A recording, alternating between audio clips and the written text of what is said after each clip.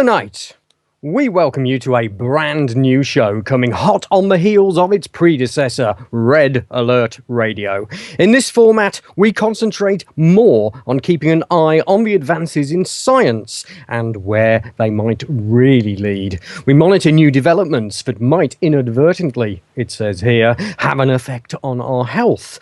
We look at how corruption is becoming the nest bed of an elite, worshipped over and above common sense. It would seem that almost everything chemical, biological, technological, and sociological are all being set up to do exactly the opposite of what they are intended to do. War rather than peace. Slavery rather than freedom. Ignorance rather than enlightenment. They wouldn't do that, would they? Let's find out as we take a Doomwatch.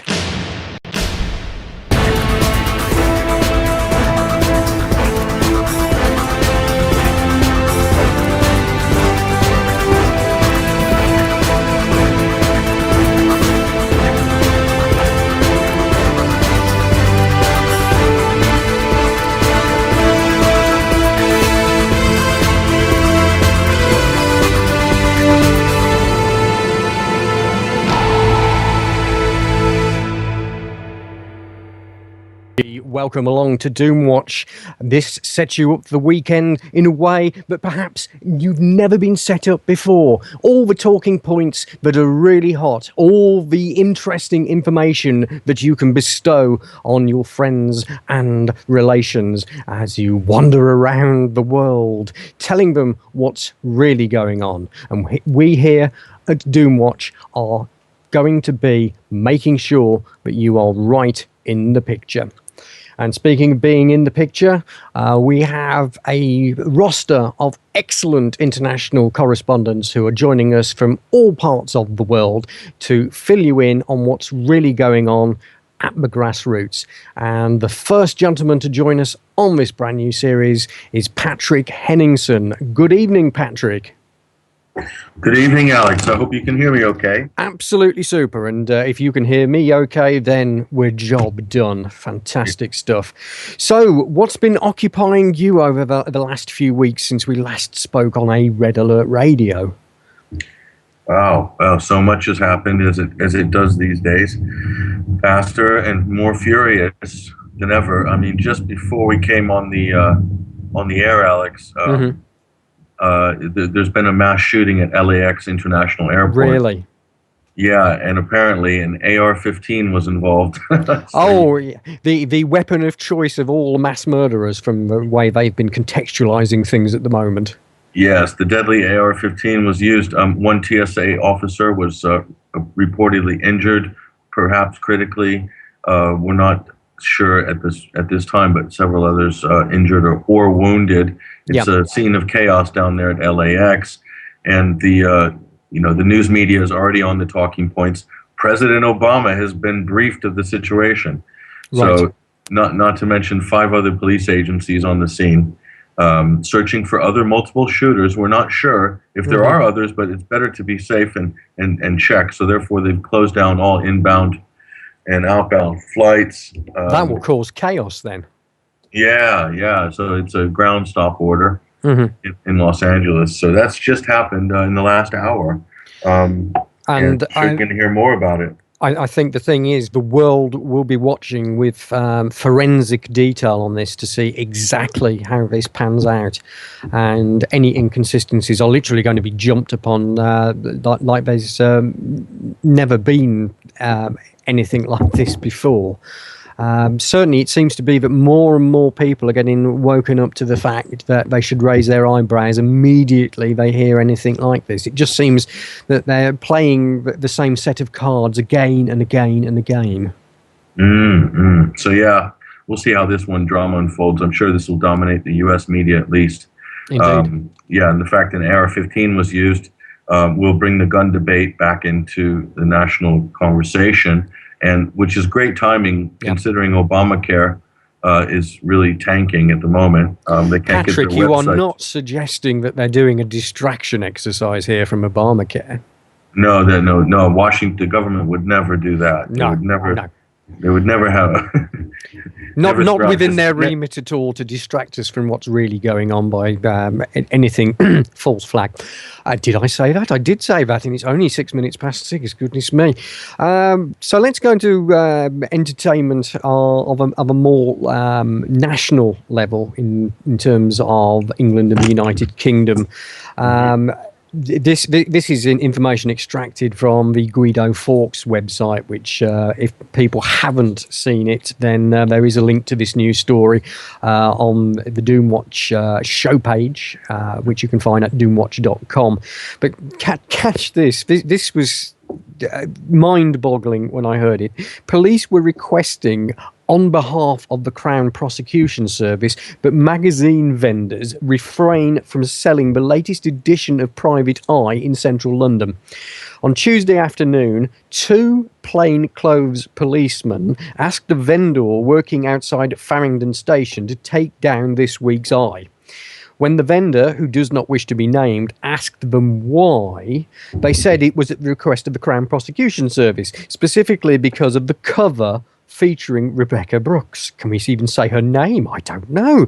They showed identification. The vendor told the cops he would keep selling them unless they produced a court order. Good on the vendor. Now, the alleged crime? Having a picture of the certain Ms. Brooks on the cover with the following headline underneath. Now, honestly, this apparently is a reason to sort of suggest contempt of court. What phrase did Private Eye put on the cover? Horror witch costume withdrawn from shops. So that's a contempt of court, is it really? I thought it was a good fashion statement there. But thankfully, the decision has been made not to proceed with the prosecution.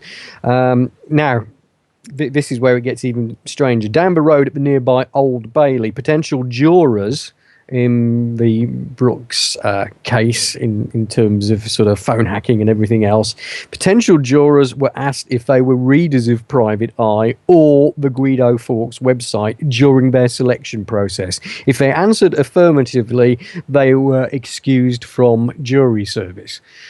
Now, Patrick, I have to ask the question, what sort of people does that leave who could possibly have jury service then? Is it going to be people who have absolutely no clue what's been going on for the last 10 years?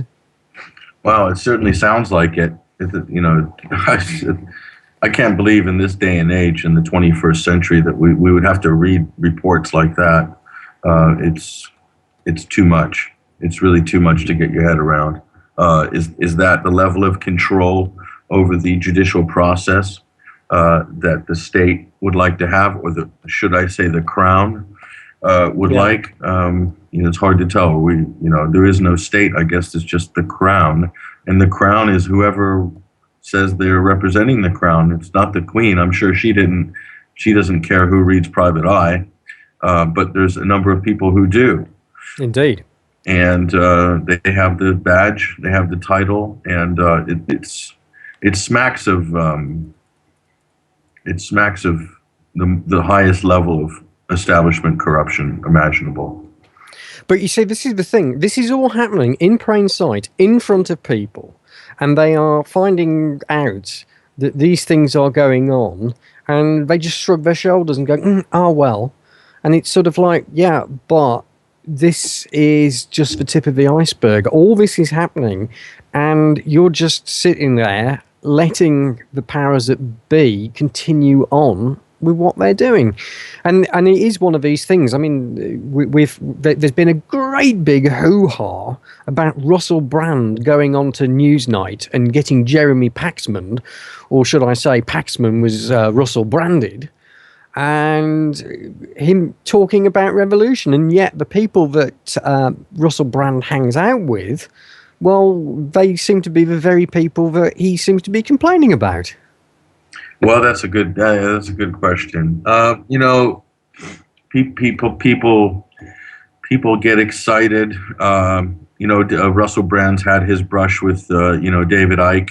Yeah. Recently, and much was made of that. And of course, David makes a lot of that on his website, constantly, in fact. and it's great. And I think, people like David and Alex Jones as well. Whenever a celebrity comes within sniffing distance, it's he's all over it and Yep. makes an absolute meal out of it.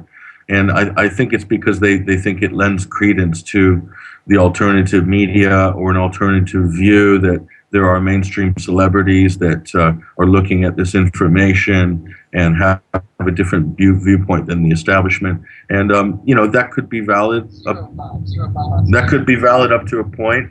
But yeah, I mean, what can we say? It's the one thing with celebrity, I think, that I can see where Alex Jones is going with this. I mean, the basic bottom line you have is we are now in an X Factor culture where everything is based on celebrity and everybody seems to form their views based on what the celebrity views are. Sure. I mean, here's a good one, Alex. Something extraordinary has happened in Britain this week, and most people don't know it because it's been buried under the phone hacking trial. Right. And pictures of Rebecca Brooks. The Royal Charter was agreed upon by a large secret council called the Privy Council, which the public are not privy to know the meetings of what the minutes of what they discussed in their private meetings, and they decided, and was rubber stamped allegedly by the Queen, they will have their own government press regulation body, which will, it seems to me, will function like a secret court to regulate the press. Okay. Now, how did this even come to be in the first place? Yeah. I mean, if you look at the phone hacking trial right now, well, some reporters, editors of Rupert Murdoch's papers have been, detained, arrested. They're on trial for accusations of hacking people's phones, famous people, not famous people, victims of crimes, celebrities, royals, whatever. And here they are. They're in court, Alex. So that's where they should be.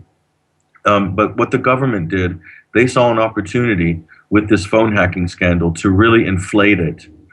And so how did they do that? They managed to co-opt and use celebrities to sell it to the public as some sort of an outrage. And Hugh Grant was the first in the queue. Okay? Yeah. And by putting Hugh Grant's face on it, he's known and loved and respected by most of Middle England as a good guy and a celebrity. And why were they hacking his phone? Shame on them. So they had to create a regulatory press body to deal with something that could be dealt with in the courts. Crazy. It's crazy stuff. Yep. It's like the constant thing that is said about all of this is the legislation is already in place. So why do we need more legislation?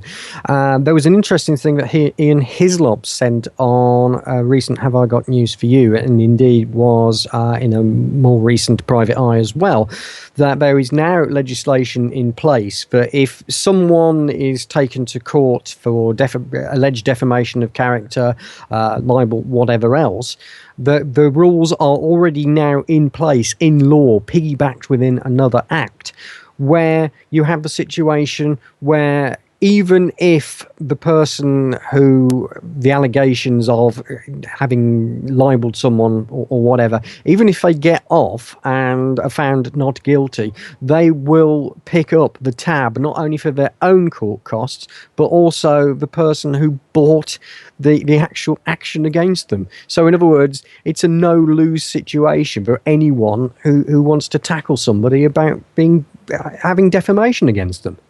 Yeah. It's what this is. This is basically a full sealed system, which is a collusion between the political class, the judiciary, and the police, so that nobody can be a whistleblower, okay, and no person in power can be accused of any crime.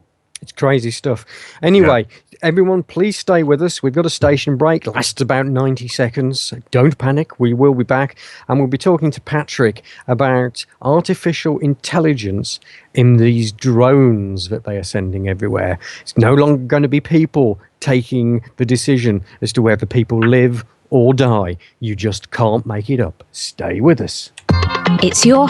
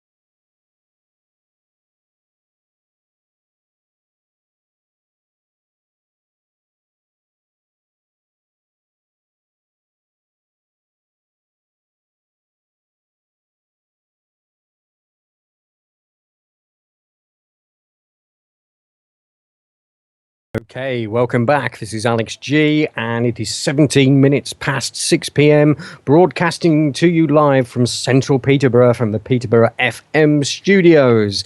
My guest is Patrick Henningsen of 21stCenturyWire.com. Okay then, Patrick, the thing that you said to me, we've got to talk about this. We've got to talk about this. What it was the sort of escalation of talk about drones. And I mean, the jump-off point was an article on Russia Today which said child victim of US drone strikes to address Congress. For the first time in its history, the US Congress is to hear directly from a family of survivors of an American drone strike in Pakistan. The main question is why their grandmother was blown to pieces while looking after her garden.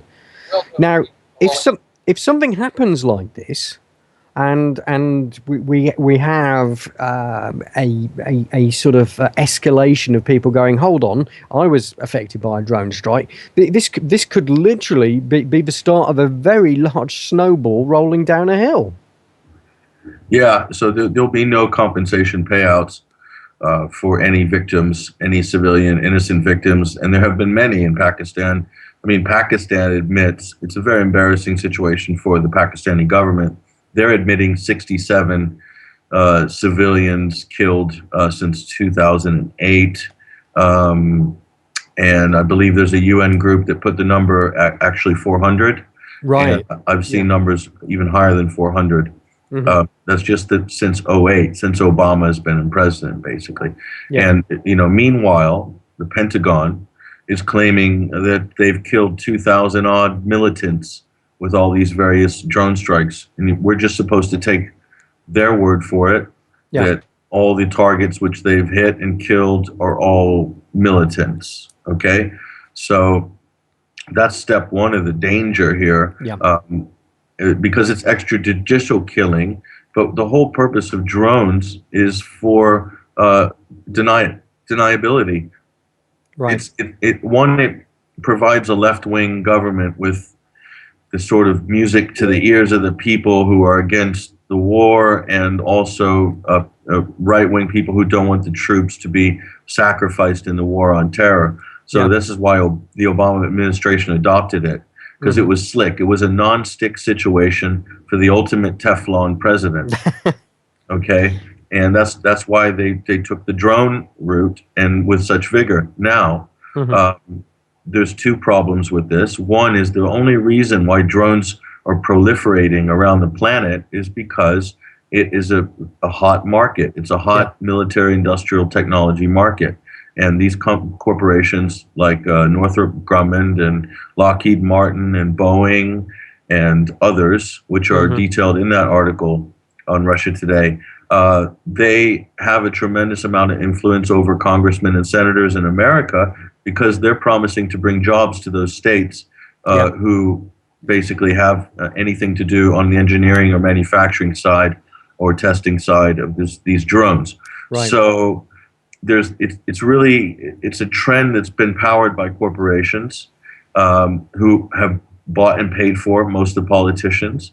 And the big danger here is that they're now getting into AI, artificial intelligence. Indeed. And I've got an extract from one of your features on 21st Century Wire. There's also a reference to one of the opinion pieces on Russia Today. Both those links, as I say, you can find on the show page for Doomwatch 1, as this is the first episode, at doomwatch.com.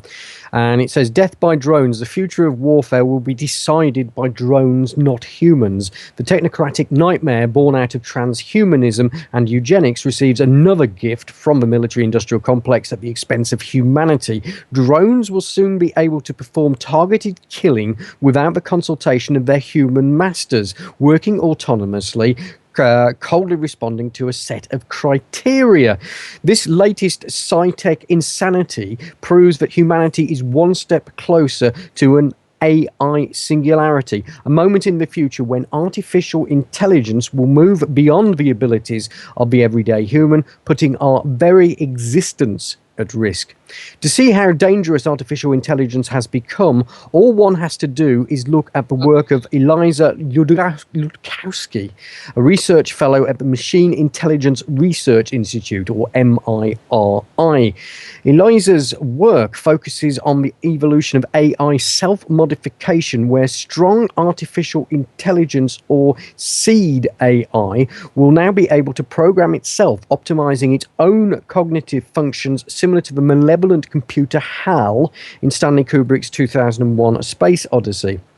Now, in the book Our Final Invention by James Barrett, there is an outline of how machines will gain superintelligence at the expense of humans.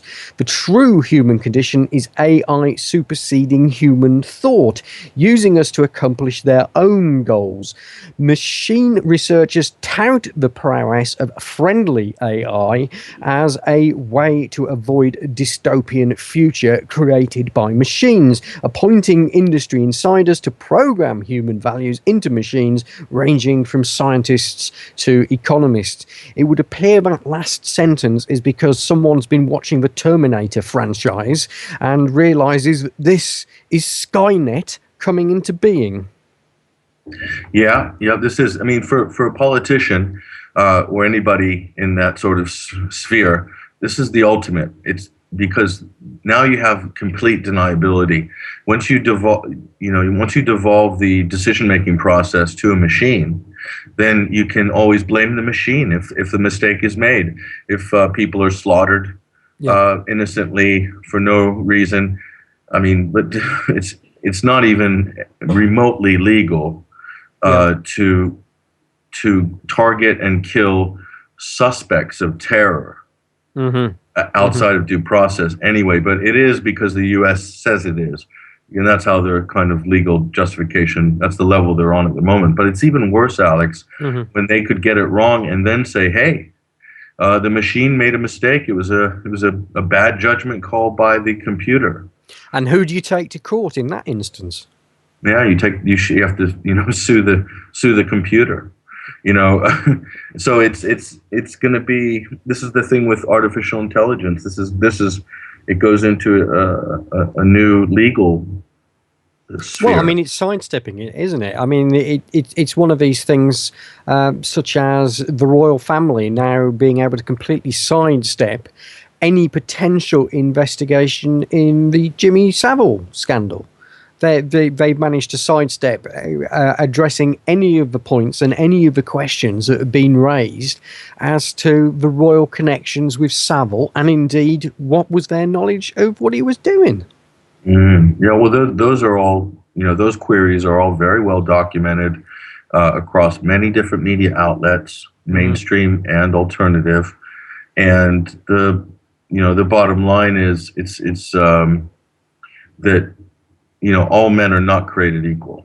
No, indeed. All men and women are not created equal in this system.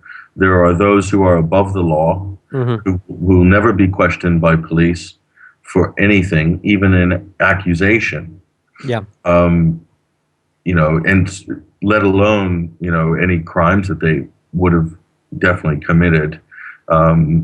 It's beyond abuse of power, but this is the two-tier society or three-tier society that we live in, and it's let's just look at we talked about. I don't know if we talked about this last time on your show, but the Princess Diana Indeed. investigation.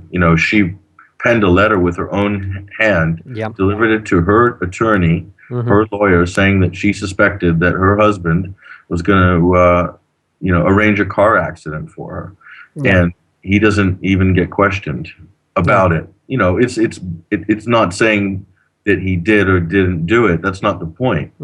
That's for due process to figure out.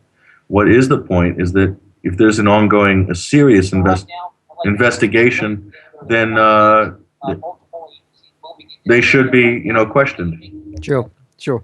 So it sounds like you're monitoring the news there, Patrick. I don't know where that's coming from, Alex, but hopefully it'll go away in a second.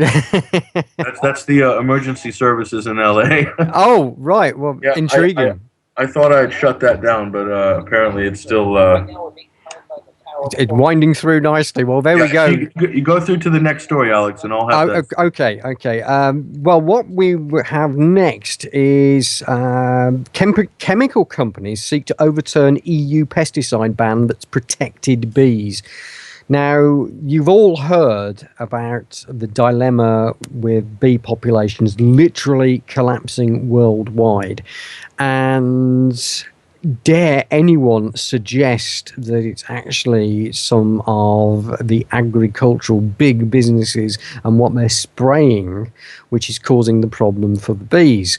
Can't possibly be true that there could be any sort of interference with bees by having these deadly weed killers and bug killers out there. Surely there's no crossovers. I mean, we know how sort of robust bees are. Why would there be anything like that?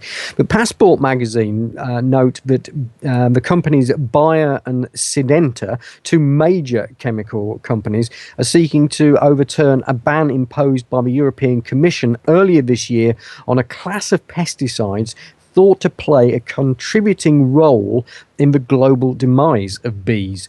An online petition by Some of Us, some spell S-U-M, Some of Us, aims to convince the companies to drop the lawsuit. Today, the petition was at 276,000 signatures, very close to reaching its goal of 300,000 signatures. So I venture our audience tonight, if everyone in our audience tonight goes and signs that petition, we may well push them over the 300,000. Who knows?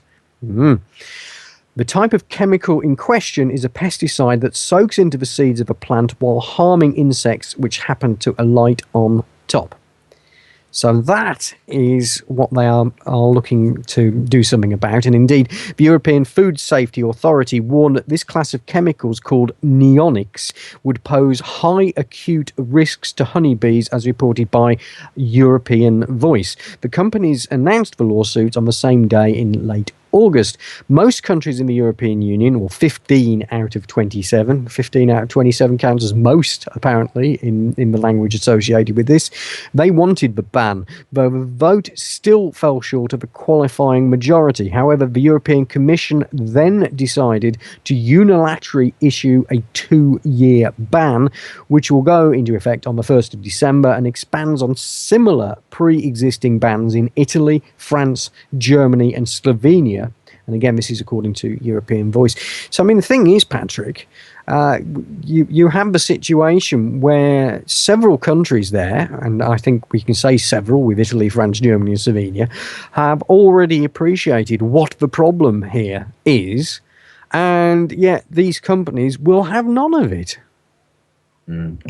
Yeah, I mean, the problem as well with this technology, Alex, I'm talking about mainly agribusiness and the gene giants, the companies that map the genetic structure of commonly eaten and commonly grown food, and also animals, even livestock.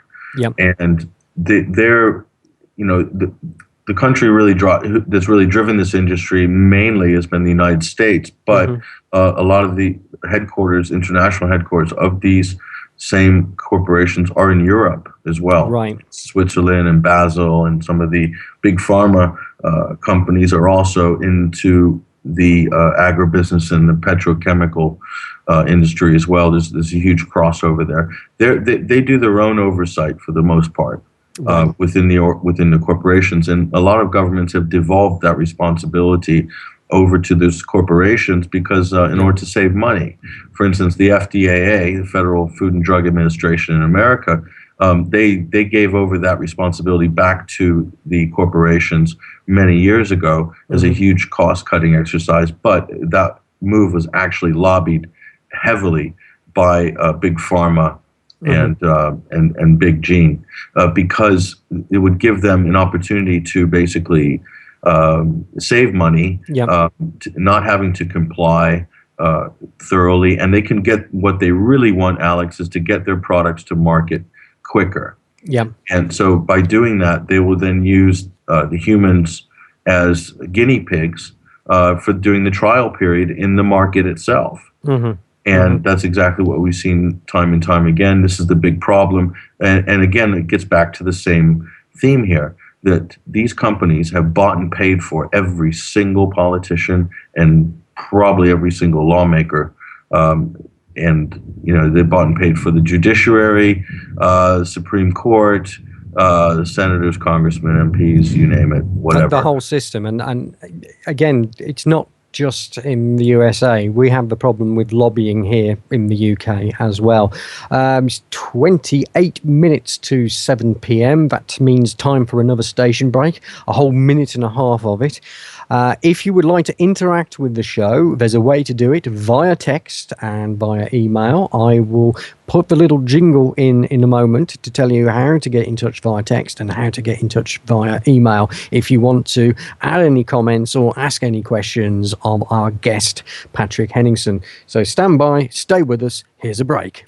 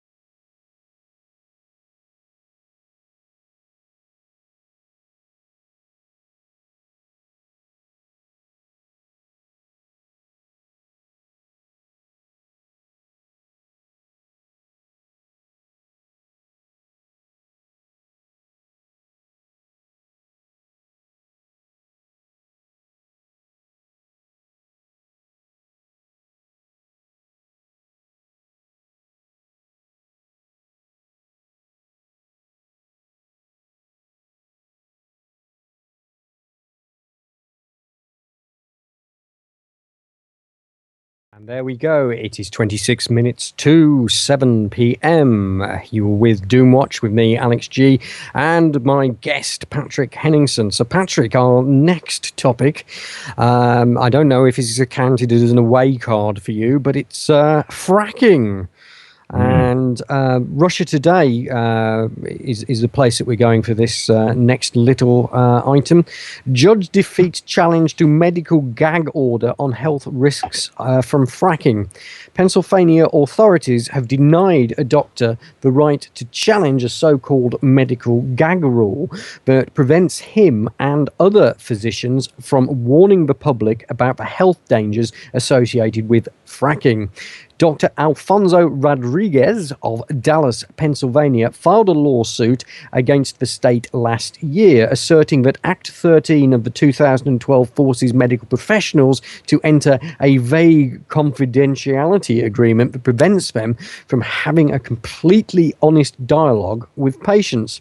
Hydraulic fracking involves drilling through underground shale rock with the help of chemicals, many of them toxic, regardless of what we're being told, to release natural gas. Earlier this month, a research team out of Duke University examined Pennsylvania wastewater and found what they described as alarmingly high levels of radioactivity, salts, metals, and other potentially harmful sediments.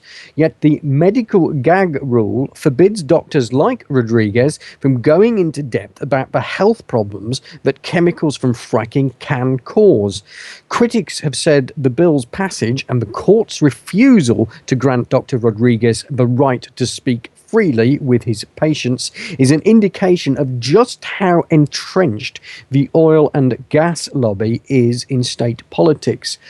And I gather, this is what a little bird told me, I gather that our great Prime Minister Cameron is actually seeking further advice and steers on fracking in the UK. So, Patrick, what's been your overview of this entire scenario? Everybody says, well, this is the answer to all our prayers. Our fuel prices are going down, and boy, they need to, when we've got companies putting them up by between 8.2 and 11% at the moment. Are we worrying unduly about this, or is this just the tip of the iceberg that we're hearing from in Pennsylvania?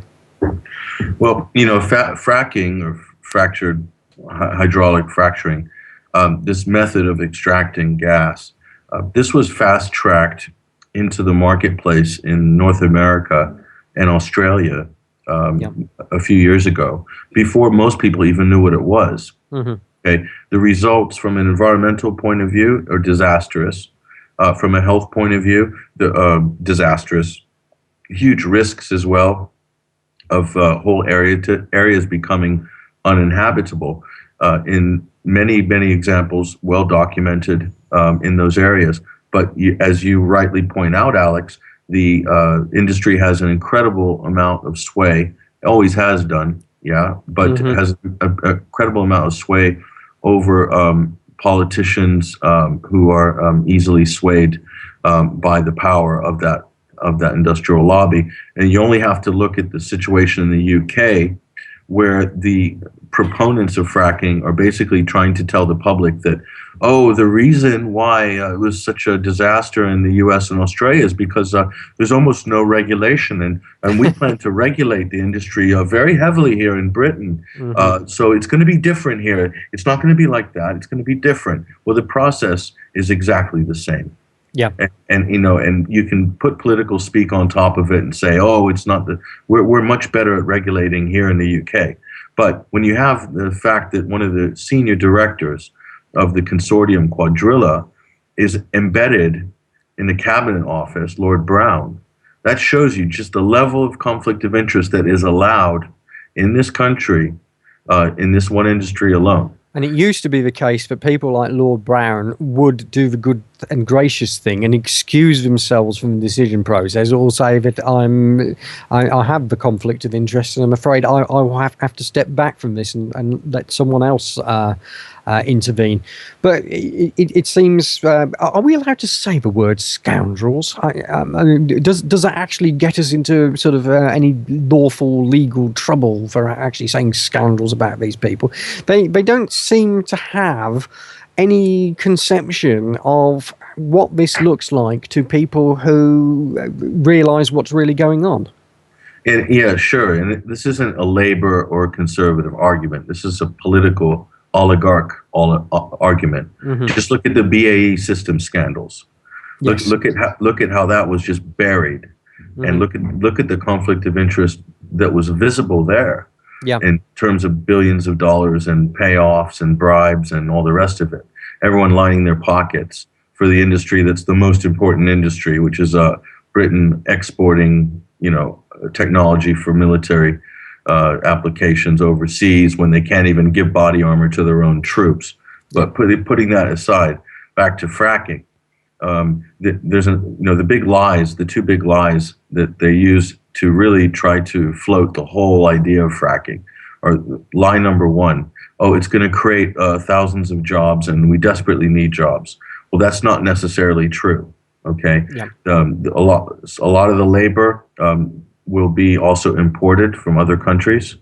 Mhm. Okay, that's first, and the amount of jobs that industry would create is minimal. It will have a minimal impact on the whole on the national statistics. Right. And to say that it's going to give us lower fuel prices is really expecting that the public is really stupid and really naive, that they would believe a line like that. Okay. But I've seen the interviews on YouTube with people in areas where fracking has been trialled, and they say, "Oh, I'm all for it. Oh, we're going to get a kickback from these companies for allowing fracking in our backyard." Look, communities don't need a kickback. There's more than enough money in this system to, there's enough money in most councils. You take the money that they stuffed into Icelandic securitized debt, Yes. okay, and lost it all and had to raise council taxes because they were gambling with receipts from council taxes and business rates and all the money they collect, gambling with it, lost it. There was enough money to send every single eligible young person to university for free. Yeah. In their whole borough. In each and every borough. Okay, so it's a lie that there's not enough money, but the gas prices are more or less set on markets. Okay, Yeah. Across regions, and regions greater than the size of the UK, in fact. So if there's fracking going on in the UK, it'll have no effect whatsoever on fuel prices. Fuel prices will be determined by whatever the going market rate is. Now, right now, there's an oversupply of natural gas on this planet. Okay, Yeah. there's tons of it. And are we seeing reductions in fuel prices? No. No. We're seeing a raise in fuel prices. Because when they privatized British Gas, and this is the thing that most people won't get their head around, although the people who got the invitations for the initial share offering when they did privatize British Gas, they had their head around this, okay, and they cashed out. And those shares, from the onset, this is during John Major's government, okay, lost value very rapidly, and British Gas broken up, privatized, and you have the market open to competition. And they created essentially what they did at that point, and they've done this with electricity as well. Enron developed the system that we basically use today, which is that they created a middleman, which is a place where you book your consignment for gas or electric in advance with a broker. And also there's futures contracts exchanged for certain commodities. And in the energy sector, this is also the case. And all these things work to drive the price up, okay? And they want to have a higher price. Otherwise, it wasn't worth it for them to do it in the first place if they can't reap record profits. And so what you have is the state sold off its assets for essentially pennies on the pound. Yeah. Pennies on the pound. So a few people got really rich on the initial offering, and then the thing went in to become a much more expensive endeavor where everybody in Britain's fuel prices, as far as heating their homes are concerned, quadrupled, quintupled since those days. Okay, so there's been no savings for the public, and it's basically putting people in fuel poverty. Okay, look at England is approaching a very dire situation. No one wants to do anything about it because of the power that these companies have been given. Indeed. And in France, it's even worse. And they're 70% nuclear on the electric side. That companies have to been bailed out and pass on the cost to the consumers of something like, I don't know, 10, 13, 15% a year for the next 3 years. You factor inflation in there, that's 50% rise in fuel prices of people that are already in fuel poverty. And in Britain, it's just as bad. They say, just wear another jumper. Just wear a couple of jumpers, and you'll be all right. Let them eat cake. What they are saying. Put another jumper on. Let them eat cake. It's so out of touch with how life should be in a Western civilized economy. You just can't get your head around it. Can't get your head around it. Sure, and it's just going to come back to the situation, which is inevitable, which is government's going to have to issue fuel subsidies for individual people who are in low earning brackets, and so then that's going to come out of the cost of the state. That's going to be paid for with higher taxes over here or over there, or just the government going into more debt to the central bank. So it's the same old thing. So we've just been scammed once again, as we were with the rail privatization of the rail system. Rail prices, I mean, people, Alex, I run into people on a daily basis that are complaining about the price of taking a train to Bristol or Brighton or Portsmouth. It's extortionate. It's cheaper to drive. And fuel prices, petrol prices are not exactly cheap either, but it's still cheaper to drive. So, for mass public transit, where is the victory there? It's a total failure, and they're just soaking up as much money, squeezing every little bit of penny out of the people who can least afford to pay it, and they're laughing all the way to the bank. And they really, our decision makers in Westminster, I'm arguing that they really couldn't give two rats about having to pay £120 to go to Bristol from London on a train that takes maybe, I don't know, one and a half they'll hours. Be claiming that on expenses, won't they? We all know about MPs. Yeah, well, we don't get to claim that on expenses as private citizens. Not. And we don't claim our VAT back either, and et cetera, et cetera. It's getting really to a breaking point. And when people have nothing to lose, more to lose, then they lose it. That's it, exactly. And that's what they would like. I'm sure they would love for that to come about. Anyway, it is 13 minutes to 7 p.m. Time for another minute's worth of station break. We'll be back with you to tackle a topic that we've been steering clear of here at Peterborough FM, but Doomwatch is taking it on. What on earth are chemtrails? On your phone, in your home.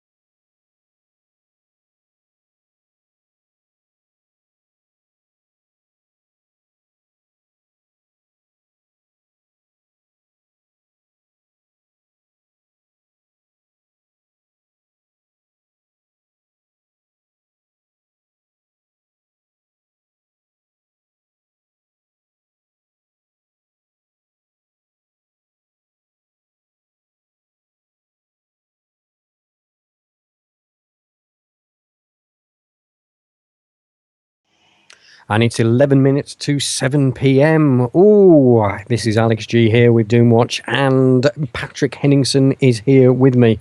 And this is an article from Patrick's website, which is 21stcenturywire.com. I've got to get the plugs in. And take a listen to this. Chemtrails out of the closet. Mainstream media disclosed the revelation of the method.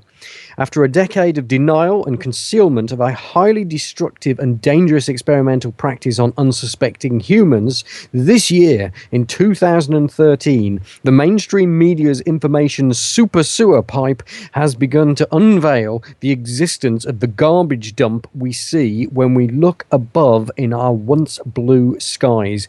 It's worth revisiting and perhaps sharing the Daily Mail report, which speaks as if what they are describing could happen, when in fact it's already happening on a daily basis all over the UK. They are banking on the fact that most people do not look up at the sky or ask questions about the steady increase in endless tic-tac-toe designed over their heads. By announcing it this year, they are simply dropping a media seed, building the backstory.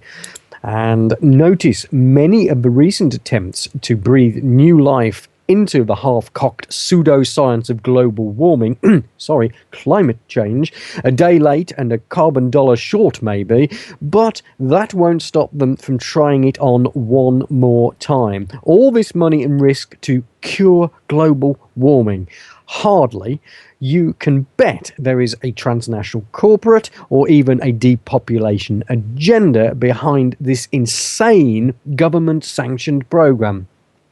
The health effects and environmental damage caused by chemtrails is unjustified, and maybe enough people will realise the scale of this crime and levy the world's largest class action lawsuit against the chief culprits who've been sanctioning this crime, the governments of North America and Europe. Now, Patrick, for people who are hearing this for the first time, and indeed a lot of people who get their information from what's front stage centre in the mainstream media, they will tell you that chemtrails are just contrails. There's no such thing as chemtrails. It's just condensation that, due to the height in the sky that these trails are being put out at, that's why they hang around longer, because they're a little bit more frozen in place. Interesting theory. Well, it's some of the interesting barking mad responses I have seen on this chemtrails argument. Certainly when I was presenting On the Edge, we had a gentleman on who was talking through chemtrails with people with stories and pictures to illustrate what was going on. And it was the usual thing in these scenarios. They didn't just befuddle and bemuse in not understanding what was in front of them. They actually were making sort of attacks on the person, the ad hominem attacks, as we call them, and basically trying to discredit the person rather than the information that they were bringing forward. Sure. I mean, look, Alex, all you have to do is travel anywhere in the world. Yep. And look up at the sky. And you don't see in all the places in the world what you see when you look up at the sky, especially in the UK and also parts of Europe and also in North America. Yeah. I've lived near airports overseas with very heavy traffic, let me tell you, of all different types of aircraft, and not seen one over a 6-month period. Okay, not one. So does that mean that they're putting something different in the tank in those other countries? No, they're putting the same thing. In fact, this includes British aircraft landing in foreign airports and taking off, and American aircraft landing and taking off. So it is not a valid argument, in my opinion, to say that these are contrails. If they were contrails, then low-altitude passenger flights would be emitting them, and they don't. Yeah. So what are we seeing here? What's going on? Well, the Daily Mail article there that was published earlier this year is just giving. It looks like a mainstream media drop-in to create a backstory. I think they're going to have to make a statement about it, or they're going to have to stop doing it and then just not talk about it, because the idea, which I've heard directly out of the mouths of many of these top luminaries in person and in media, is that it would be a great idea to spray the skies with reflective particles to deflect sunlight and therefore save the planet from the impending catastrophe of man-made global warming. So And against all this background, we have the situation where there are a considerable number of scientists, and indeed we've spoken to ecologist Peter Taylor on the previous Red Alert Radio show, and he is absolutely adamant that the problem is not going to be warming; it's going to be cooling. So, in effect, if this stuff that they are doing works, it's going to make the problem worse. sure, that's not even to say the environmental and the health side effects of spraying, aluminium particuli, barium particuli, and any other sort of Yeah. mixed chemical compounds that they're dispersing up in the sky. There's a track record for doing this for weather modification, for seeding clouds to make it rain. This isn't old. This isn't new technology. Okay, but what we're seeing here is something on a huge scale, almost on a daily basis. Although there's been a few days where they take the day off, Yeah. and you have very rare, but you have a beautiful blue sky. Mm-hmm. And then some days you have a beautiful blue sky, and then they start, and then you see these long trails that basically expand into very larger clouds.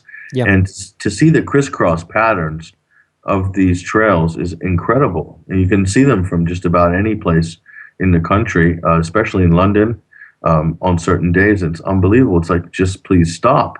It's almost like a grid pattern with multiple boxes. Yeah. And you can't tell me that this is just by accident and this is not happening. Now, there is a aerial aerosol dispersant program, which the information was available to the public many years ago, and this was under the U.S. Air Force, and this was basically spraying, and it was on record. It was admitted. You could see it, and it's very difficult to find that information now. A lot of it's been moved, changed, or taken down. So it's, whatever's going on, Alex, I can't say for certain, but, maybe it's totally harmless and they're just, these are contrails. I'd love to be proved wrong. I don't want to be right on this particular story anyway, what my suspicions are, but, please prove us wrong, because no one's that I've seen has come out with a really good argument on contrails to explain why it's only happening in Britain and why it's only happening in America and in Canada, and it's not happening in the Middle East, or it's not happening in Africa. It's interesting. I recall the researcher and author Andy Thomas noting about the whole chemtrails thing to me one time. I think it's in one of his Glastonbury Symposium talks. He was saying that he'd actually approached his MP about this, explained all about chemtrails and what they were likely to be, and the MP was sort of, "Oh, absolutely interesting. Yes, we'll find out more," and whatever else. And weeks went by, and eventually Andy got to see him on his travels again, and said, "So, chemtrails?" And he was, well, yes. Well, it may well be different when we're in power as to what we can find out, etc., etc. Oh, dear. But basically, he'd been warned off by someone to not ask any further questions about chemtrails, from the sound of it. Well, that's a shame. But it could come under the greater topic of geoengineering, which is basically transforming the environment for a certain reason, and you have no idea of knowing what that is. No. For anyone to say that weather modification technology does not exist is false. It does exist. And there's many versions of that technology, and it's been used for decades. Okay. Indeed. And we're just going to have to take a quick station break. We're nearly at the top of the hour, which means that we'll be running our opening credits again just after the hour. And our first story back we'll be looking at is the fact that we've got foreign countries building our new generation of nuclear power stations. Just what we needed, isn't it? We'll be back after the hour. Lock it on to the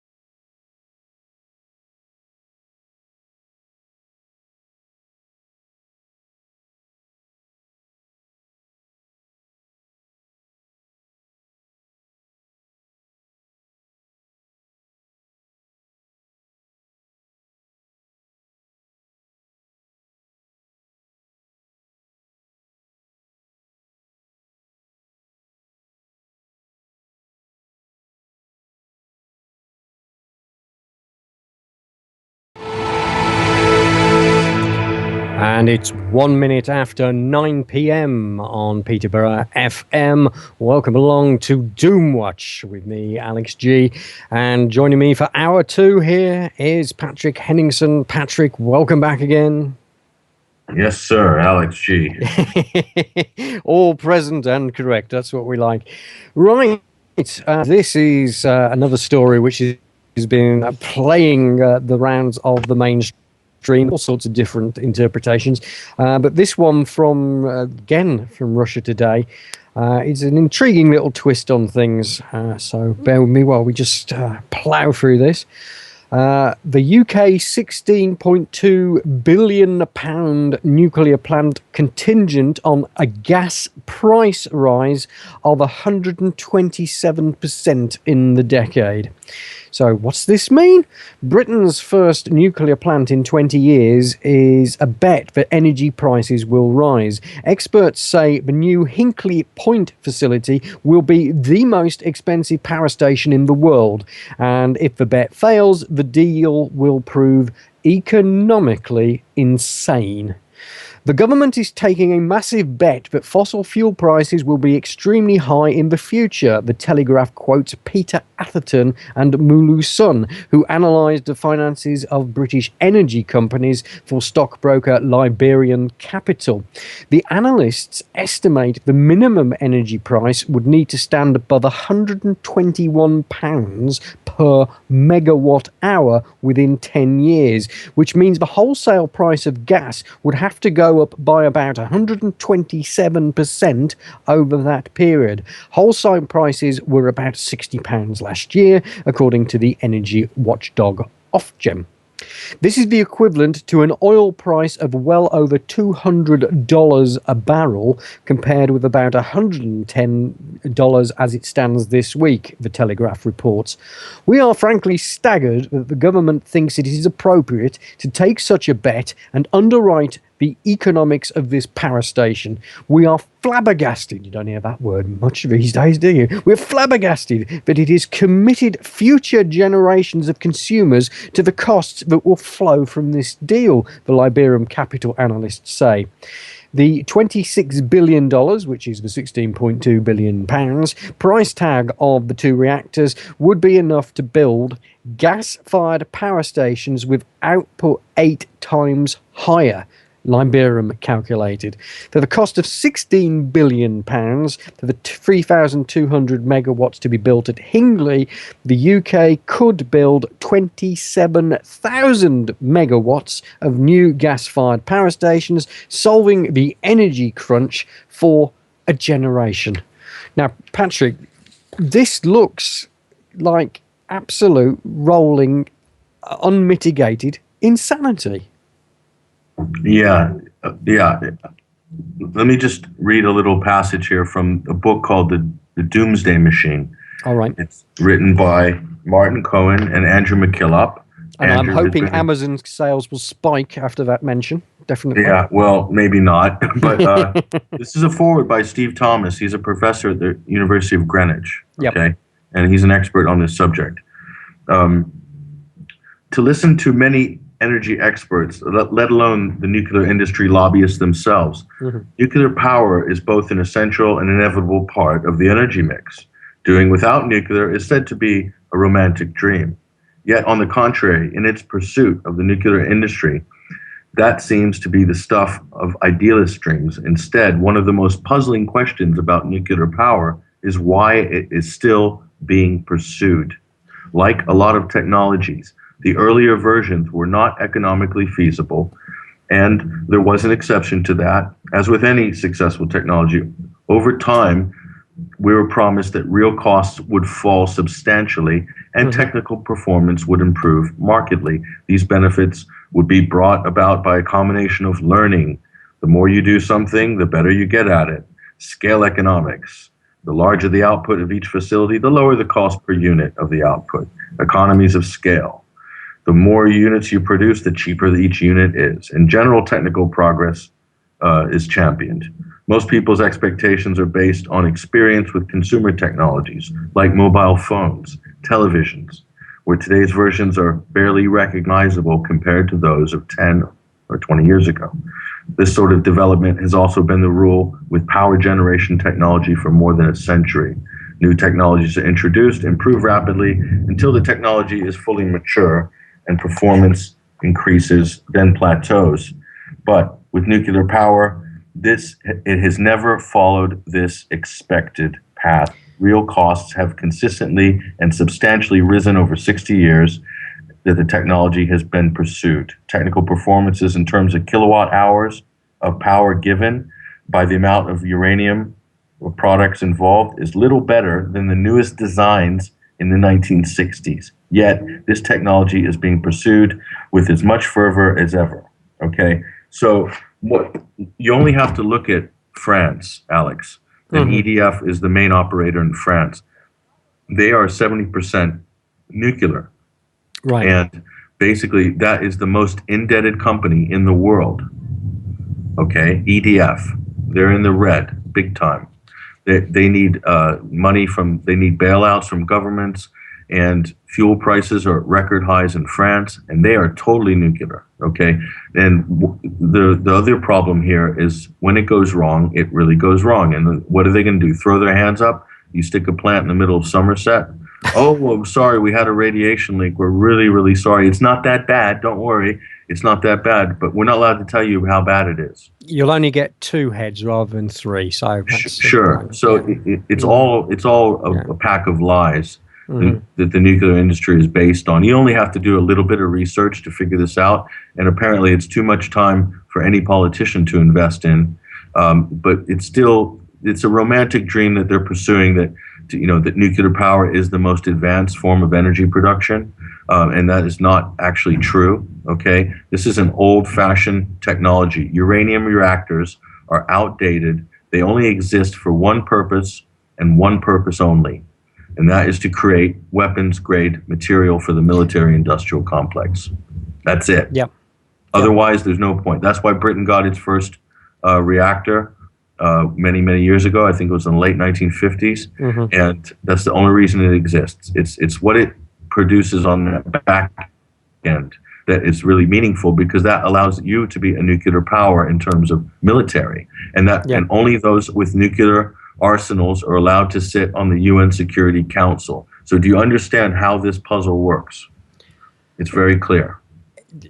And this is it. You map that out for people. And the sheer horror show that we are talking about here, and it gets down to what I always start the show with. They wouldn't do that, would they? Well, they will. They do, and they have.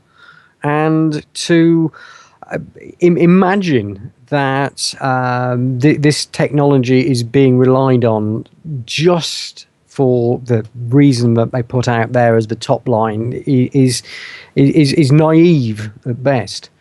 And this is the thing. There was Ian R. Crane did a talk up in Boston, which I was asked to go and introduce, which is great fun. And again and again, he was having to say they wouldn't do that, would they, when we're talking about fracking, because the whole thing is so obviously not there for the reason which is the bottom line, and they're just ignoring all the evidence which is out there. And if you actually point to evidence, then there's something strange and crazy about you. Indeed, we'll be talking about sort of the latest BBC article on conspiracy theorists and how they're destroying democracy a little bit later in the show.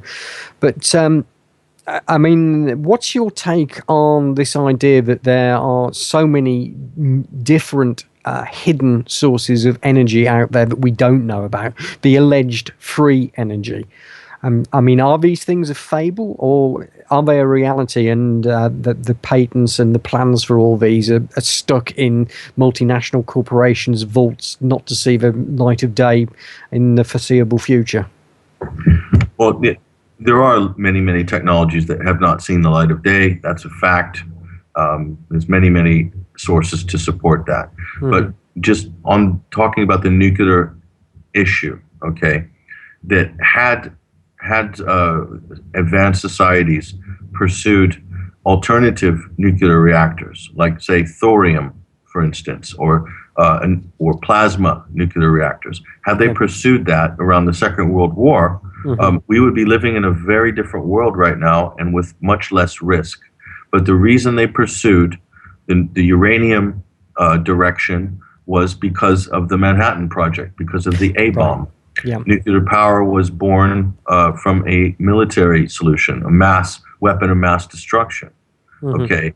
And I'll also venture to say that any country that has a nuclear power plant is not only putting its population at risk, but that they're basically hosting a potential giant dirty bomb. And you only have to look at multiple examples of this, like Chernobyl and like Fukushima, which no one wants to talk about. But I'll tell you, if you're eating any Japanese sea fish, you might want to read some of the studies that have come out in the last few months on the level of radiation within the ecosystem and within the sea life. It's frightening, okay? But no one in any of these corporations wants to talk about that, and certainly David Cameron's not going to mention any of the risks involved because he sees it as a big trophy to put on his mantle, something to be proud of, a new nuclear power station smack in the middle of Somerset. And what a victory that is. And it shows that Britain is a leader in technology. Well, that's no better than, the Iranians wanting to be a leader in nuclear technology themselves. They're also putting their population at risk in Iran by pursuing a civilian nuclear program.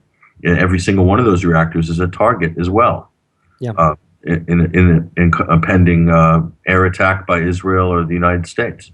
So huge amount of risk involved there. Same risk is here in this country, is in France, is in the United States, and 64 other countries around the world. Okay, that have these nuclear reactors. And obviously, we are going to survive all this because we must be Teflon coated as much as our Prime Minister is, from the sound of it. Yeah, well, we'll survive. We'll survive that risk by ignorance, by not knowing about it, and you just have an increase of cancer through the population or whatever, and no one seems to know why.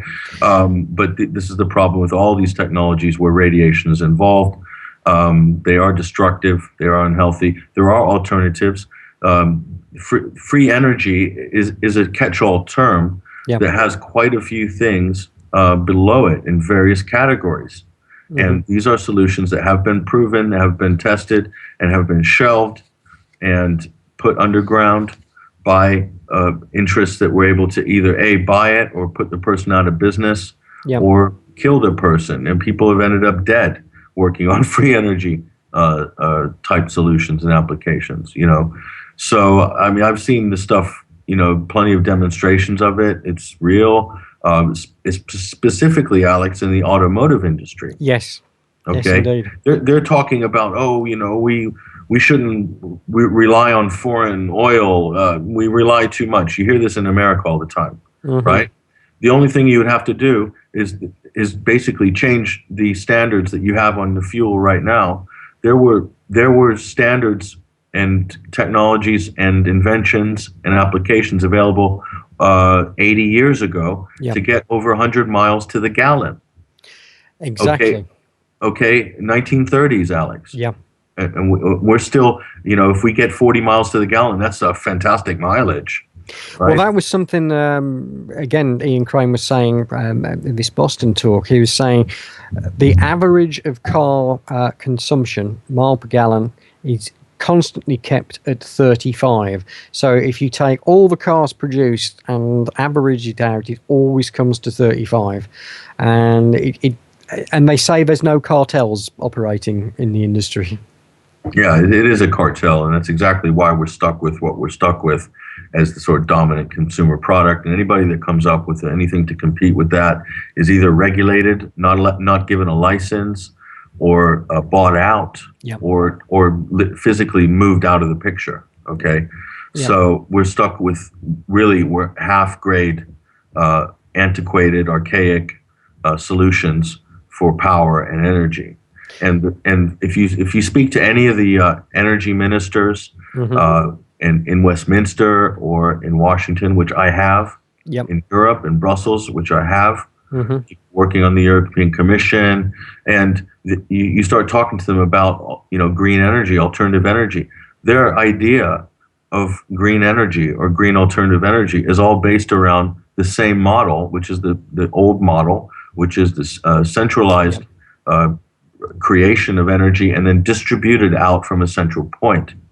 And if you wanted to liberate people, then you would give them the ability to produce their own energy for what they need for their own house or their own building, or a business to produce its own energy in its building, on top of its building, or whatever, for what it needs inside. And you still need a national grid. Okay, you still need a national grid, but the consumers and the businesses sucking off that national grid could be greatly reduced, and so could their costs over a long period of time. And there would be savings, it would mean independence, but the problem is not the savings, Alex. It's not so much the saving, it's the independence.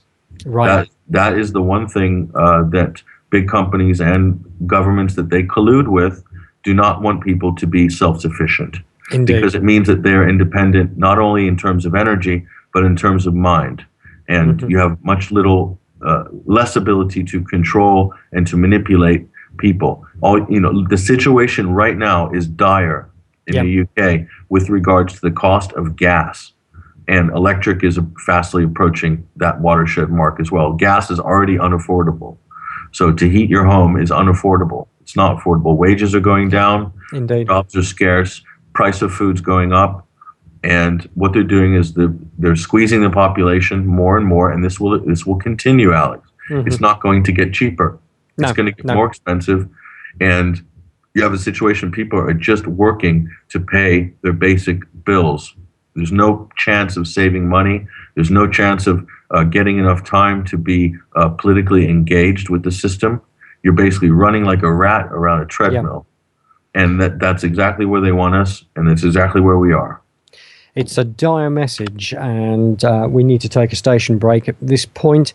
And, well, things don't get any merrier after the break, because we need to bring your attention to the girl who was smuggled into Britain to have her organs harvested. Back with you in a minute.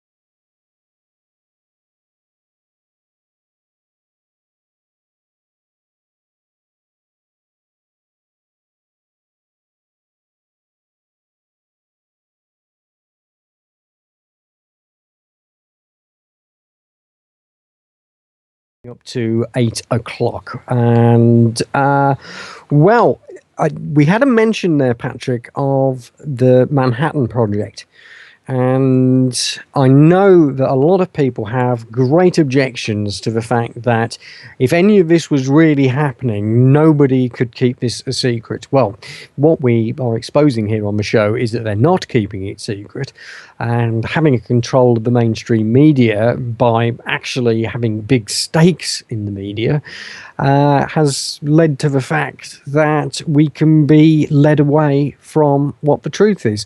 And for anyone who has any doubt that secrets can be kept by thousands of people, you only have to look at the Manhattan Project during the Second World War. That was not revealed to anyone, and there were literally thousands of people involved in it. So you've got that going on one level, that yes, people will keep a secret when they consider it's for national security. And of course, the other thing that we've seen, all these sort of unfortunate deaths that have been going on here, there, and everywhere. If anyone is likely to be spilling the beans, if they do get as far as spilling the beans, they are literally posted as a pariah. And you get this impression that this bloke's mad. You wouldn't listen to anything he says or she says. It's sort of like the latest, most recent event like this, which I point people towards, is we've heard that Jimmy Savile's chauffeur committed suicide. That's quite convenient, considering he was just about to go into court and probably spill the beans on exactly who else was involved and who he had seen associating with Savile. Well, just quickly, I'll just add to what you said about the Manhattan Project. Between 100 and 200,000 people were working on that particular project. That many? I'd underestimated it, right? And when President Roosevelt, in his fourth term, he died while in office, and Vice President Harry Truman was then sworn in. Mm-hmm. Vice President Harry Truman was sworn into office and then briefed, to his surprise, on this thing called the Manhattan Project, which he didn't know what was happening. Right.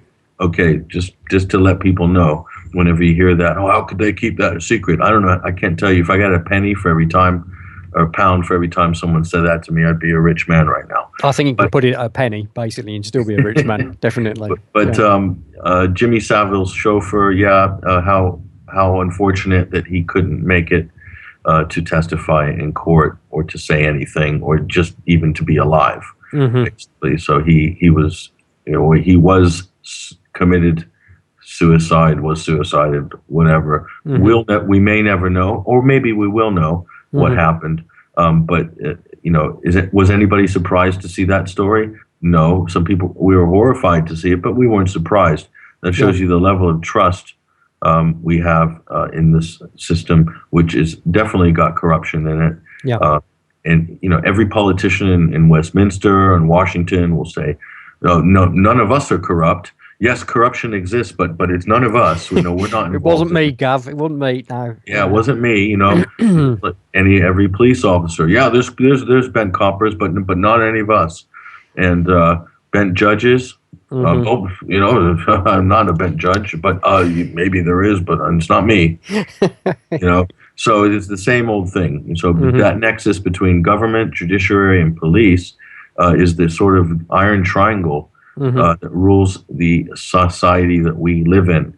So we have to basically accept what they say and shut up, basically. And we can't challenge them through the press.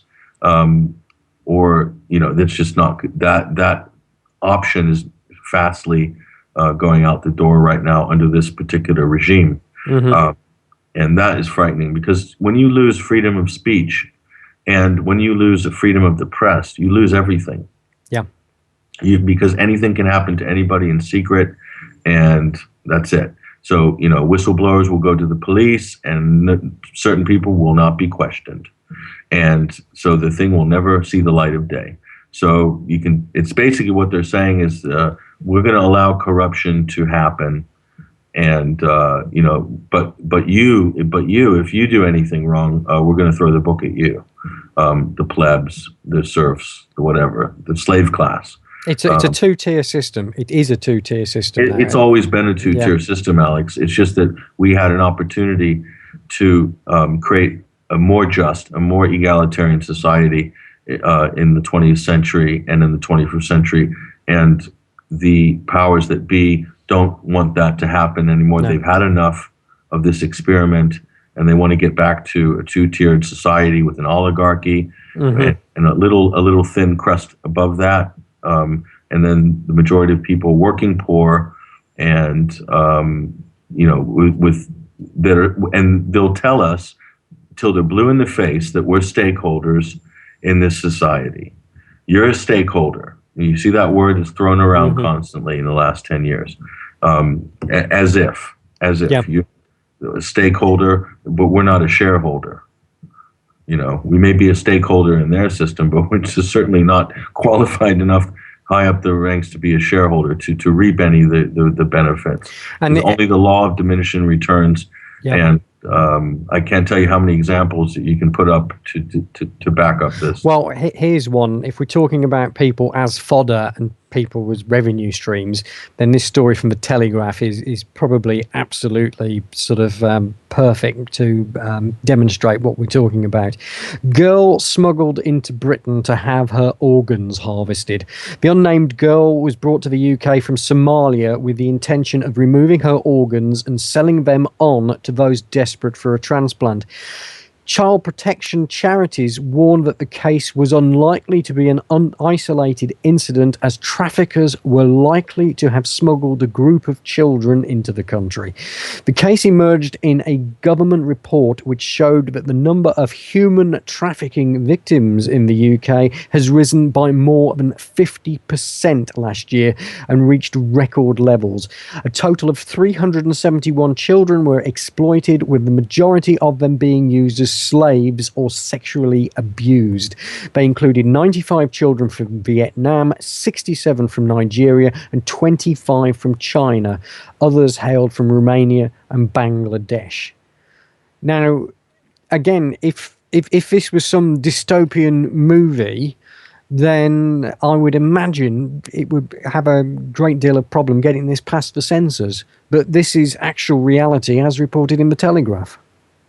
And you hear human rights groups and you hear, glad-handers in politics saying, oh, China's human rights record is appalling and something should be done about it. And we can't turn a blind eye to China's appalling human rights record in the organ trafficking and prison labor and all this sort of stuff. Well, we have all of these things. We have prison slave labor expanding in this country under companies like Serco and others. We have organ trafficking, and you notice with this kind of a bust, this kind of a sting, all of this is how useful the press has become, or unuseful. All of the focus on all these people and the traffickers were caught, and don't tell me or anybody that they could not find out who the buyers of those organs are and where that sits in the economic chain in the medical industrial complex. Who are the final beneficiaries of that? And do they have the ability to find that and find out who they are? Of course they do. And how high up the chain does it go? Because I'm telling you, that one goes very high up the chain. Well, it's got to. It's got to be people who can flick their fingers at the establishment and then make sure that nothing happens. That's the basic bottom line of it, isn't it? Just quickly on this point, and the sex trafficking of children is a horrible black mark. Yeah.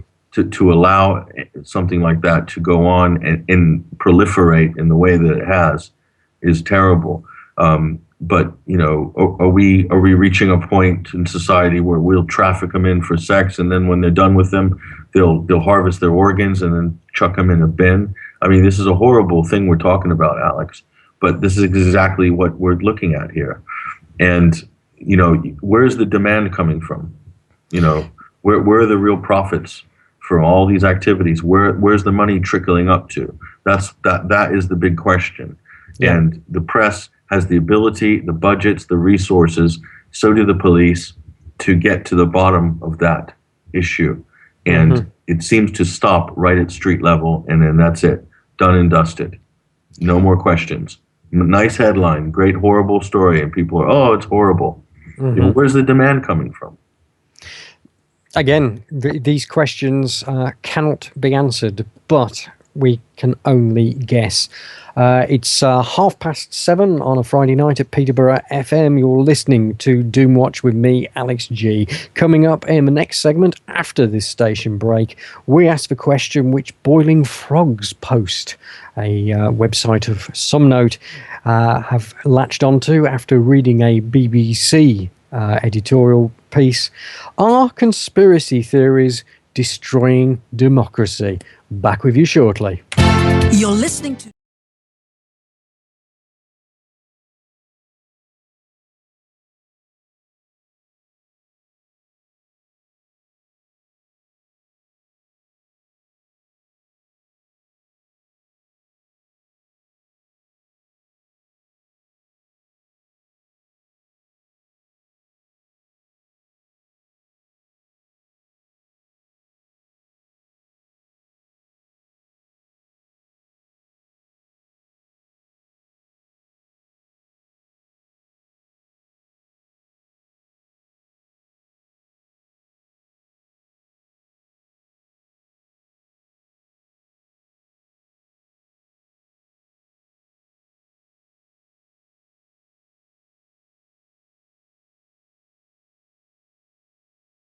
And it is 28 minutes to 8 p.m., rushing towards the end of the show very, very quickly.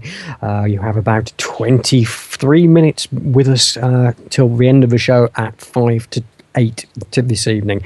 So I was talking with Patrick Henningsen earlier about the fact that we have conspiracy theorists again being held up as the reason for all evil in the world, because they can't actually reveal who really is behind all the evil. And Boiling Frogs post asked this headline after reading a BBC article. You can find links to both the articles in question on this on Doomwatch.com. Look for the show page Doomwatch 1 and you'll find all the links to everything Patrick and myself have been talking about this evening. So, are conspiracy theories destroying democracy? British establishment mouthpiece, the BBC, leads the way again. This time it is about the biggest threat to democracy today. No, it's not terrorists. No, it's not Islamism. No, it is not the Western installed dictator regimes around the world. No, no, no, no, no. The new enemy is the conspiracy theorists. It is those who question their governments. It is those who find facts and confront the mainstream lies and liars, such as the BBC. Basically, it is you and me. What are they really talking about? What are they really presenting? A few things. Number one, challenging official stories, no matter how the record and history proves them to be false or exaggerated, lowers trust in government and government officials. This is a threat to the establishment and their operations through states. Thus, this is a threat to democracy. That is, if you believe that the state, the government, represents democracy. It means government equals democracy. Thus, you are challenging democracy every time you challenge your government and what your government is telling you. Two, these guys, these credible Cambridge professors writing this stuff for the BBC, claim that openness, the internet, and greater information accessibility creates more conspiracies and conspiracy theorists. So point 3, if you add together item 2 to item 1, you get this.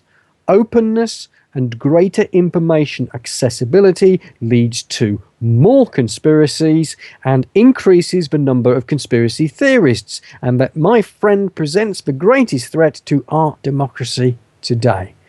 So there you go, Patrick. What they seem to be saying in this BBC article is that by allowing people more information, that allows conspiracy theories to blossom. Wow, and that was generated by Cambridge professors, really? Oh, yes. If you have a look at the BBC link on our website, at Doomwatch1, doomwatch.com, the show page, the link to the story is there, and it is the most hilarious bunch of condescending claptrap I have ever seen come out of academia. Let's call them academia to try and think of a nice polite phrase for them. Well, they seem to have run out of ideas, so they're into what's called regressive mode now. They're regressing. Right. So instead of looking at where humanity, where society, where technology is moving in a much more, the internet represents overall in terms of people's participation and free speech, it represents a more egalitarian, a more progressive movement forward for society. Now, this basically is a threat to people who like to have a monopoly. Yeah. A monopoly on credentials, a monopoly on recognition. The BBC itself is mostly staffed with people who are overpaid, overrated, and their output is, for the most part, irrelevant to a very, very small section of society. And their viewer numbers prove that. They're hemorrhaging readers and hemorrhaging viewers to other more competitive content producers. So it's expected that they would come out with a ridiculous kind of argument like this, and my counter to that is anybody who wants to silence these so-called a slanderous term, which is conspiracy theorist. Okay, anyone who wants to silence anybody under that category, according to them, under that category, or in the alternative media, those people who want to silence them, to regulate them, are basically against democracy. Okay, so it's the exact opposite. But we are living in incredibly Orwellian times. That was exactly the word that came into my mind there. And any of these people at the BBC or any of these Cambridge professors, why don't you spend 4 or 5 hours, go read 1984 again, and tell me what character you are in that book.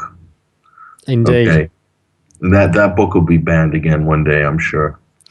It's interesting that that about academia basically not going to investigate the facts, and therefore coming up with stuff that those of us who have looked beyond the front pages have actually found what's really going on. I gather that one of the academics who was very much involved in the papers that were done on why people believe in conspiracy theories, and this was something that the Humanist Society actually played host to a one-day conference about all this. I think the lady's called Karen French. She's actually taken to heart what was told to her by loads of people responding to the paper she had written or had been involved in writing about the psychology of conspiracy theories, and has gone and investigated the material and has now done a complete about turn and realizes why people believe in conspiracy theories. It's not because they're nutters. It's not because they want some sort of affirmation of having knowledge that others don't or anything like this. It's actually because they've got a point and they can argue their point better than those who are on the side of the establishment and defending the party line. I'll give you a perfect example of this. Okay, the Boston bombings, which happened in April. And if you look at the evidence, you look at the photographs, you look at the video, and even on the first glance, Alex, just looking at it, you can see it to most people it looks fake. It looks staged. The fake blood and all this sort of stuff. Now someone will say to me, "Oh, you're a conspiracy theorist." Well, to me it looks fake, and guess what? I'm not alone. There's millions of others that agree with me, and anyone who's poo-pooed me on that or anyone else, 100% of them haven't actually looked at any of the things that we were discussing or debating. So who are they even to weigh in on the debate? Because they themselves haven't even looked at it. So it's that flaky arrogance of those people who consider themselves part of the establishment, even when they're not most of the time. But they think somehow that they are aligned, or they're kind of on the right side. They're with the establishment, the established view. They've got the lanyard or the name badge, the swipe card, or whatever, or they attend this conference, that symposium,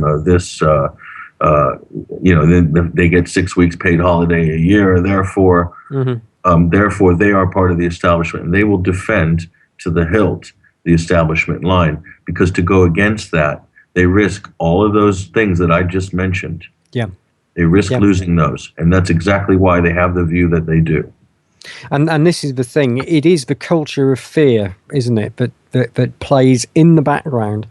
They're not only frightened for their jobs if they happen to go against all the eco-friendly policies that are being introduced in their workplace. So they daren't speak up and say, this is a load of old nonsense. It's not going to help in any way. So they're scared on that front. They're also scared of almost meeting their demons, because it's once one of these Skittles falls in this game, then the others round about it start to fall, because you immediately start to appreciate, well, if they've lied to you about this and you appreciate that that is wrong, what else have they lied to you? Because the gloves come off. The gloves are off once you appreciate that they will lie to you about one thing.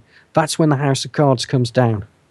Well, it should come down, but according to those who defend the establishment line, that the House of Cards, they can have lies peppered all over the place, and that they still are insisting that their House of Cards is still standing. And 9/11 is another good example.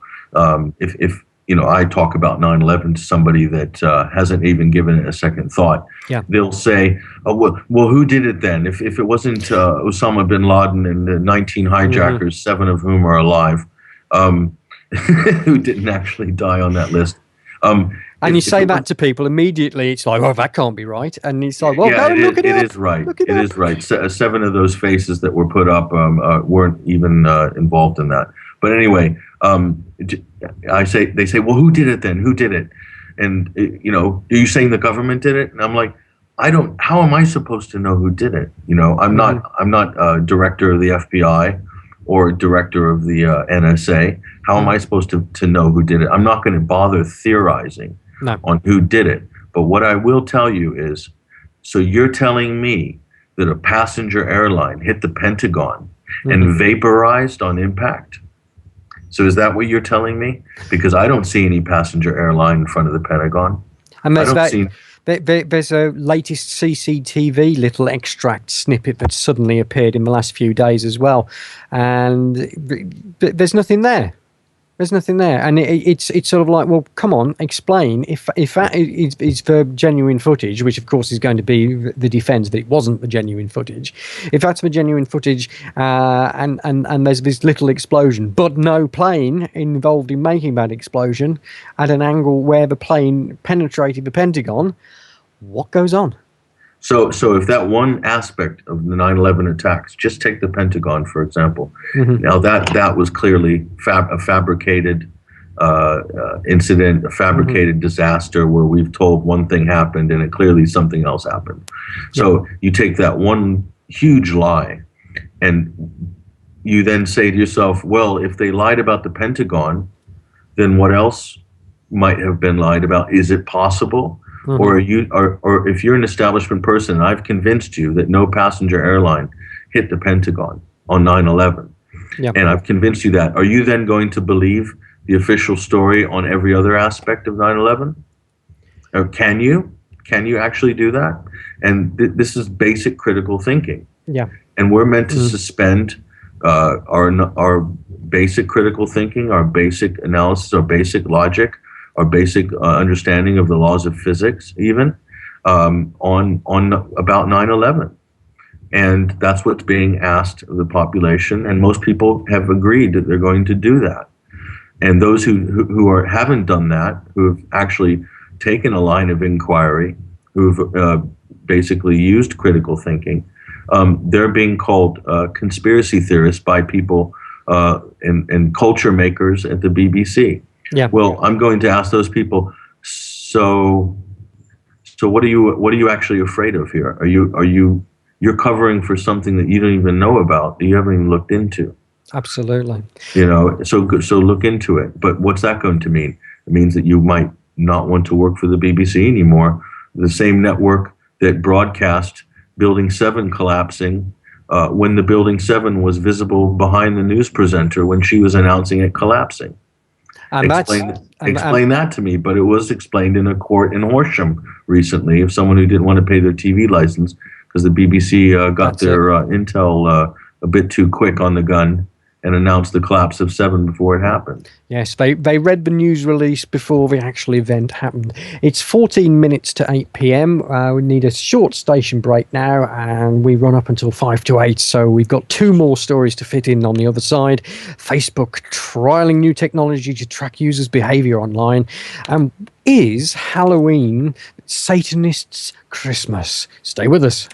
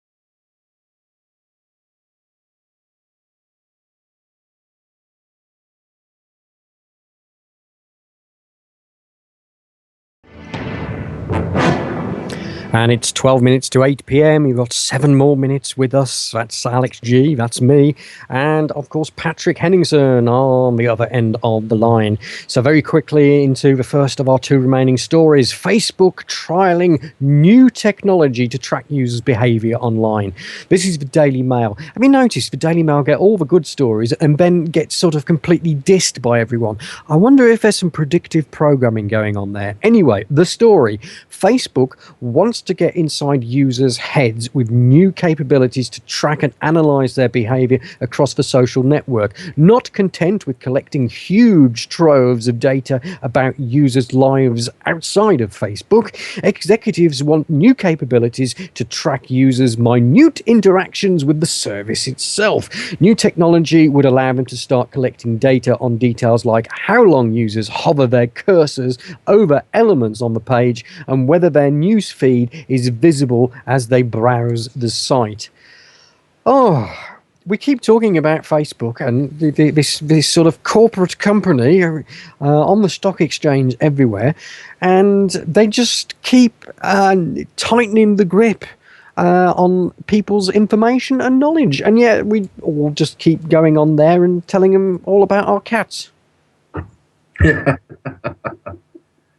Oh, Facebook, where do you start? I don't know if we've got enough time to cover the whole of Facebook, but it is one of these things that when you say this to people about this social media stuff and how their whole life is being mapped out for them and what this could be used for, it's just a shrug of the shoulders and they wouldn't do that, to coin a phrase, as it were. Sure. I mean, if you look at similar websites like, say, change.org or avaz.org, these are polling and petition websites. Yeah. Their data is very valuable. And they can profile each user, how they voted on what particular issue, and how much they shared it, and how much they engaged with their social network cohorts on any particular issue. And that data is incredibly valuable to many people, not just the political classes, but corporations as well, to gauge public opinion or reactions to certain things. Right. And also, it can also be used to profile how anti-establishment you are, how liberal, how left-wing, how right-wing, or whatever.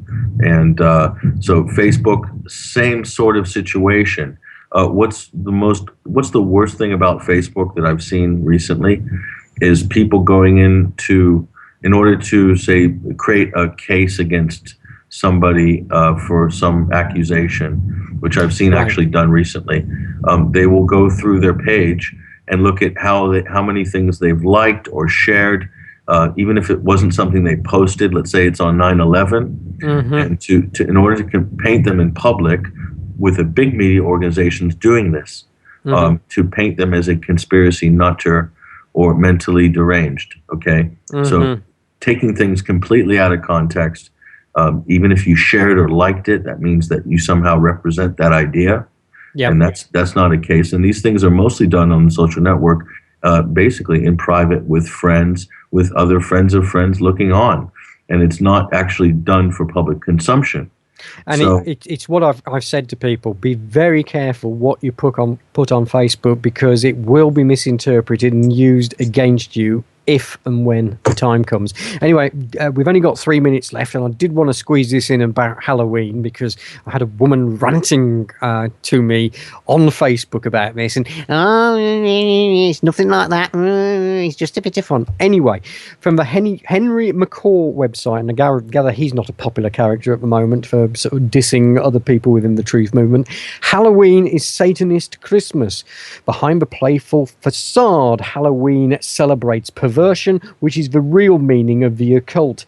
It is a religious indoctrination into Druid paganism, witchcraft, and Satanism. Halloween was designed to be a framework for self-initiation into the Luciferian way of thinking. Once a minor toehold of the occult in modern life, why has Halloween imagery and obsession with lust and death become the mainstay of the entertainment industry? Notice that as Halloween mushroomed since 1966, so has obsession and revolution of perverted sex, the occult, and admiration of serial killers and psychotics. If Jewish religious schools caution parents that observance of Halloween is pagan and therefore destructive to the Jewish educational process, then should also apply to Christian, Muslim, and other parents of different faiths. Yeah. I mean, the Halloween that I grew up with in America was really, putting the sheet on the head and you're a ghost. Yeah. Or, then the odd devil, or, Robin Hood, Captain Hook, Darth Vader, characters from films and things like that. But it's since taken on, it accelerated to, where you see people. I was in the West End last night in London. Yeah.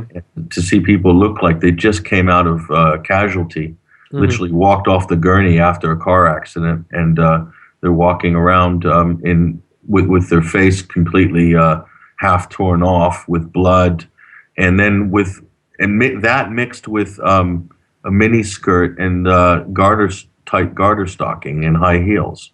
It's this mix of sex and violence, and also the vampire culture, which Hollywood has rammed down the throat of children. The amount of movies and television shows that I can't even tell you. I'm completely sick of this genre, even seeing it advertised. Absolutely. And it is very satanic. And you can't really, you just looking at it and how people have taken it on and glamorized it is very satanic. How they've mixed sex with the gore as well is very disturbing, and it says a lot. It really says a lot about where we're going as a culture, and is this the right direction to be going in? I absolutely agree with you there, Patrick. So Halloween, not as it seems.